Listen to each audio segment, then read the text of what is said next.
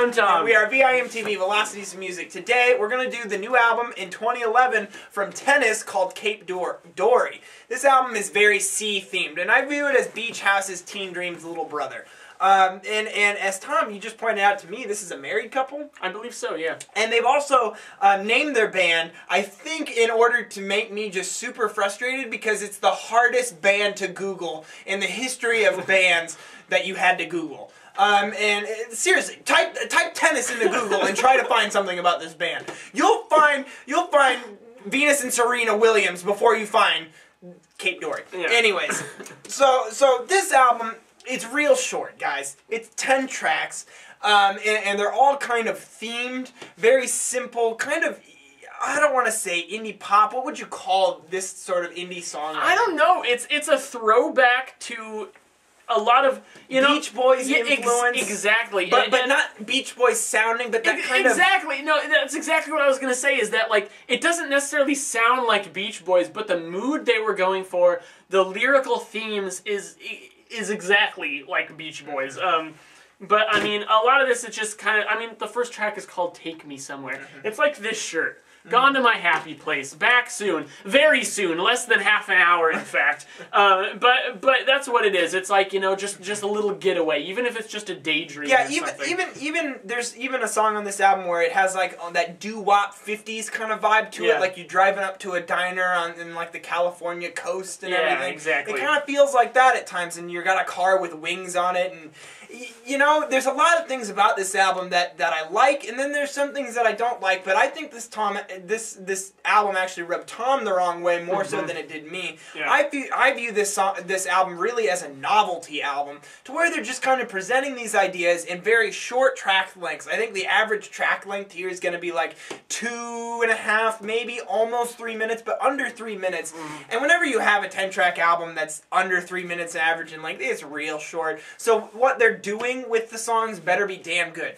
And it's pretty focused, but it's not very expansive. It's not very groundbreaking. It's not very ambitious. These guys are just making really sweet-sounding, adorable, seafaring tracks. That's really what it is. The song track 2, Longboat Pass, might have one of this catchy guitar part and these cool little vocal hooks, and that's just about what all these songs are. Catchy guitar, good vocal hooks, and that's the song. Just 2.5 minutes of that, and on to the next song. And by the end, I think it gets a little repetitive. Wouldn't you say? Oh, yeah.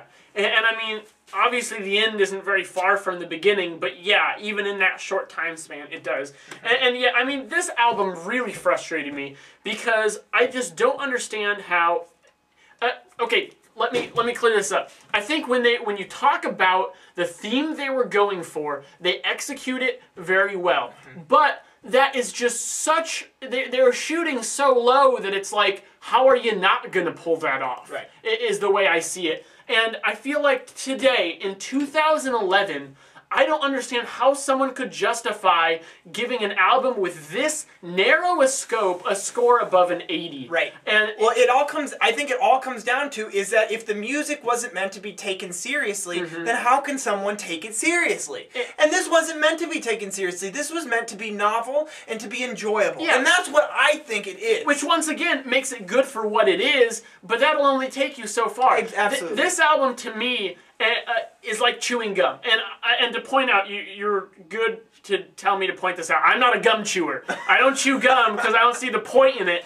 And to me, this album's like chewing gum. At first it tastes pretty good, gets bland pretty soon after, and then by the time you're done with it, you realize it didn't really do anything for you. It didn't really make your life any better. I mean, maybe it did make your breath fresher, though. Yes, maybe, and maybe... And I guess that depends on the flavor. God damn it.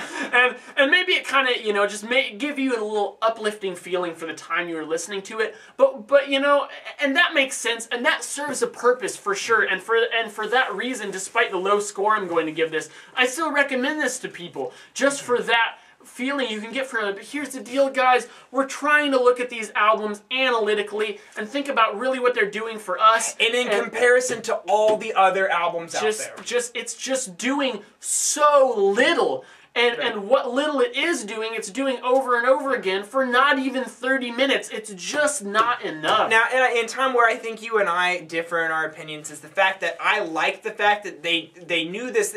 To me, they obviously knew this going into it. That's why they kept the track lengths short and palatable and accessible, and they kept the album length to a minimum so that they didn't overdo this concept. Sleigh Bells did the exact same thing. Yeah. And actually, so did Matt and Kim, and similar tactics. Whenever you're going for kind of a novel concept, you gotta kind of scale it back a bit. But this, you're right, the scope is so small that how can you really justify a score that's super high? Yeah. This is, however, I think a very enjoyable record, very aesthetically pleasing, but it's simple. It's mediocre at best just from the fact that that's what went into it. I'm going to give it a 68. Okay, also, I'm going to give it a 56. One more thing I want to point out also is I feel like the vocalist just doesn't get a lot of power behind her voice. I mean, she has kind of a cutesy voice, and she's a good singer. She has a good quality to her voice, but I just feel like she doesn't really push it. She doesn't really sell it, and it just, I don't know. You know, this... Like I said, I'd still say if you're into this kind of stuff, definitely go out and you'll find this to be an enjoyable half hour at most. But it doesn't do much more than that. And so what did you guys think? Did you find this to be really enjoyable? Do you understand where we're coming from as far as the scope of all the albums that we listen to and review here at Velocities in Music? Do you think that this is just a novel album and that you just like to put on and kick back to? Let us know at www.velocitiesinmusic.com or youtube.com/velocitiesinmusic. And guys, if you're interested in video chatting, hit us up. We're willing to video chat. We love talking about music. It's like our favorite thing to do. That's why we're doing it. But I think that about wraps it up. So let us know if you have any extra additional information about tennis too, or if you're a better tennis Googler than I am. Because, man, I suck at it. I'm Jake. I'm Tom. And we are Velocities in Music. Thanks for watching, everybody. We're moving music critique forward.